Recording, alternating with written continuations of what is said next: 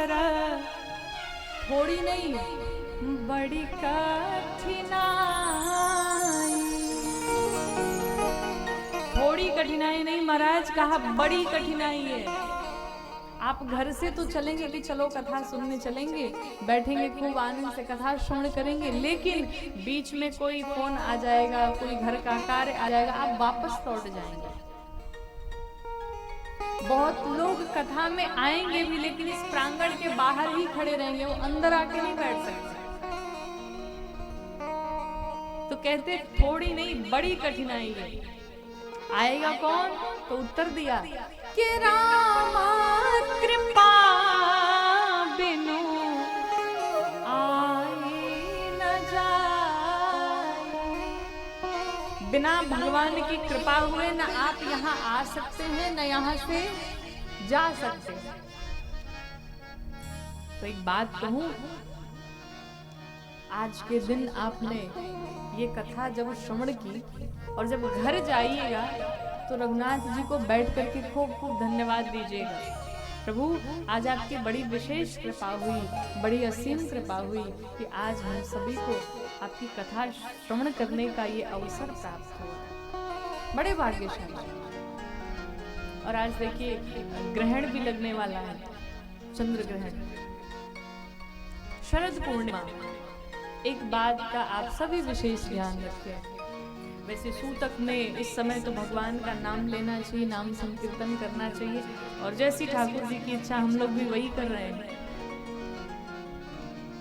आज के दिन खीर बनाना चाहिए, सबको पता है ना। आज के दिन खीर बनाना चाहिए और उस खीर को खुले आसमान के नीचे रख देना चाहिए। लेकिन ये कार्य कब करना है? जब मोक्ष हो जाए तब करना है, अर्थात चंद्र ग्रहण जब समाप्त हो जाए तब ये कार्य करें।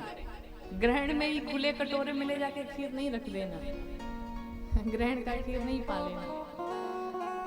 खुले कटोरे में खीर रखे, छत के ऊपर या जहां भी आपको सूटेबल हो रख करके, और चलनी समझते हैं ना, आटा चालने वाली जो होती है, उससे ढक दे, जिससे कि जो चंद्रदेव की किरणें होती हैं और उस खीर पर जब पड़ती हैं तो कहते हैं वो अमृत हो जाता है, वो प्रसाद हो जाता है। और चंद्रदेव को खीर बहुत ही अति प्रिय है। कहते हैं कि इस प्रसाद को जो पाता है वो आरोग्यता को प्राप्त करता है। जिसके शरीर में रोग लगे हो, अगर वो इस खीर को प्राप्त करे, पाए, तो उसके जीवन से सारे कष्ट समाप्त हो जाते हैं। तो आज ये कार्य अवश्य आप सभी करें। आइए थोड़ा सा, कथा का प्रथम दिवस है तो थोड़ा सा परिचय हमारा, थोड़ा सा परिचय आपका, थोड़ा सा परिचय मानस जी का कर लेते हैं। आप जिस ग्रंथ की कथा श्रवण करने के लिए बैठे हुए हैं, इस ग्रंथ का नाम है श्री रामचरितमानस। क्या नाम है? श्री रामचरितमानस। एक बात हम सदैव सभी से कहते हैं, संसार में आज तक जितने भी ग्रंथ लिखे गए सबका नाम रामायण रखा गया। आनंद रामायण, कंब रामायण, वाल्मीकि रामायण, बांग्ला रामायण, अन्य रामायण लिखे गए।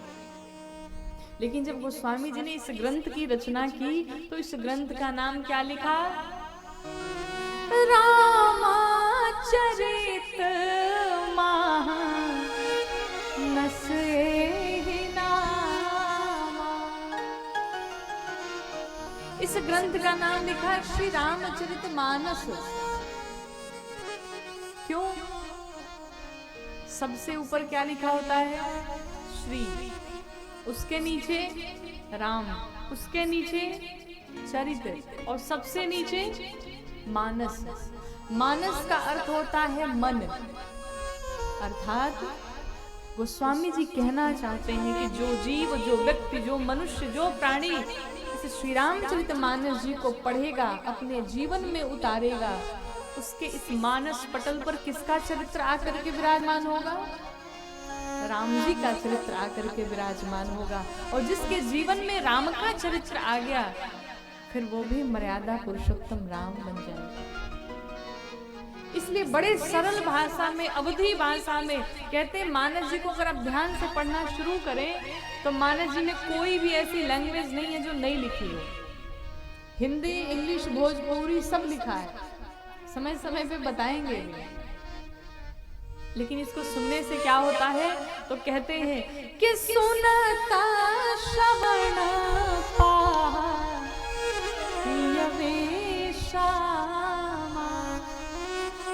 सुनने मात्र से जीव को विश्राम मिल जाता है, सुनने मात्र से जीव को शांति मिल जाती है।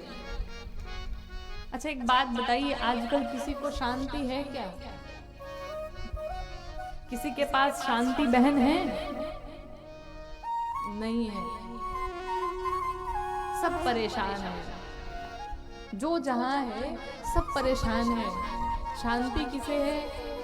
जिसने भगवान के श्री चरणों को पकड़ के रखा है, उसी के जीवन में शांति है, उसी के जीवन में सुकून है। आपने अनुभव किया होगा, आप जब कथाओं में बैठते हैं और अगर ध्यान से कथा श्रवण करते हैं तो जो आनंद इस कथा में प्राप्त होता है वो आनंद कहीं और नहीं मिल सकता। जीव जो है वो विषयों में भ्रमित है, विषयों में पड़ा हुआ है। कहते मन करी विषय अनल बन जरई, होई सुखी जो एही सर परई। करी माने हाथी। गोस्वामी जी कहते हैं ये हमारा मन रूपी हाथी दिन रात विषय रूपी अग्नि में जल रहा है। जिस प्रकार एक जंगल है और उस भयानक जंगल में आग लग जाए तो हाथी क्या सोचता है, मुझे कहीं अगर सरोवर मिल जाता, कहीं ठंडा पानी मिल जाता तो मैं जाकर के बैठ जाता। वहां वो आग मेरा कुछ नहीं कर सकती और वो जाकर के सरोवर में निश्चिंत बैठ जाता है। उसे ये भान हो जाता है कि अब चाहे जितनी भी भीषण आग लग जाए, आग मेरा बाल बाका नहीं कर सकती। उसी प्रकार से ये हमारा मन रूपी हाथी दिन रात विषय रूपी अग्नि में जल रहा है। अच्छा विषय क्या है? इन आंखों का विषय है, ये चाहती अच्छी अच्छी चीजों का दर्शन करना। सबको अच्छी अच्छी चीजें देखना पसंद है, ये अच्छी अच्छी चीजों का दर्शन लाभ लेना चाहती है। ये आंखों का विषय है, नाकों का विषय है, अच्छे अच्छे सुगंध पाना। जिह्वा का विषय है, अच्छी अच्छी भोग पाना। आप बताइए, नीम किसी को खाने को कह दिया जाए, नीम का पत्ता किसको अच्छा लगेगा? कड़वा लगता है। लेकिन अब रसमलाई अगर खाने को कह दिया जाए तो किसको नहीं पसंद है?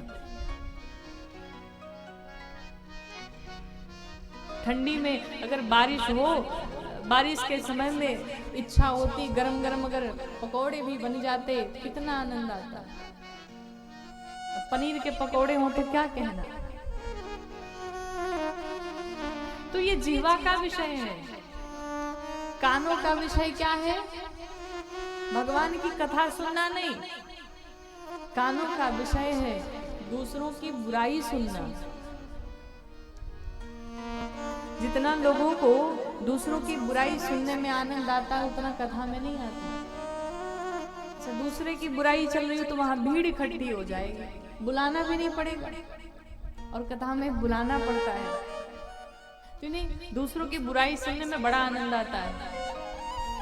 अगर न सुनाई दे तो लोग परेशान हो जाते, थोड़ा सा अगर सुनने को मिल जाता तो बड़ा आनंद आता है।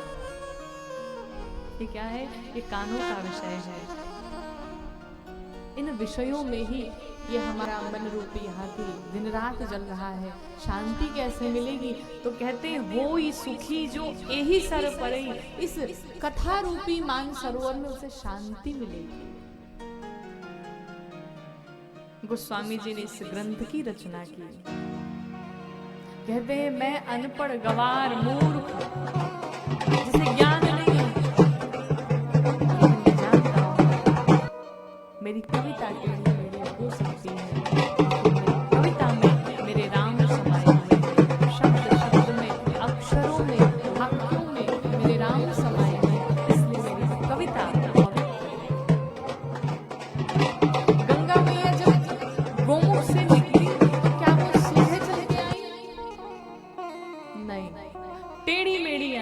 लेकिन फिर भी गंगा मैया पवित्र है।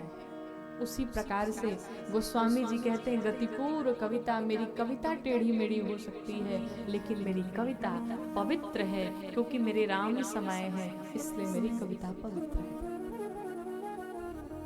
कहते मैं मूर्ख कहां से इस कथा को गा पाऊं, इस कथा को तो मेरे बाबा भोलेनाथ ने लिखा। रचि महेश निज मानस राखा, अपने मन के पटल पर ही इस कविता को, इस कथा को, इस ग्रंथ को रखा। उस समय पा करके मुझ गोस्वामी तुलसीदास को उन्होंने कवि बना दिया। और कहते हैं जिस पर भगवान की कृपा हो जाए, जिस पर रघुनाथ जी की कृपा बरस जाए, वो चाहे कितना भी अनपढ़ व्यक्ति हो, संसार में वंदनीय हो जाता है, संसार में पूजनीय हो जाता है, संसार उसकी पूजा करने लगता है। ठीक उसी प्रकार से गोस्वामी जी भी कहते हैं मैं मूर्ख हूं, मुझे कुछ नहीं आता, लेकिन सब बाबा की कृपा है। 7 कांड लिखे।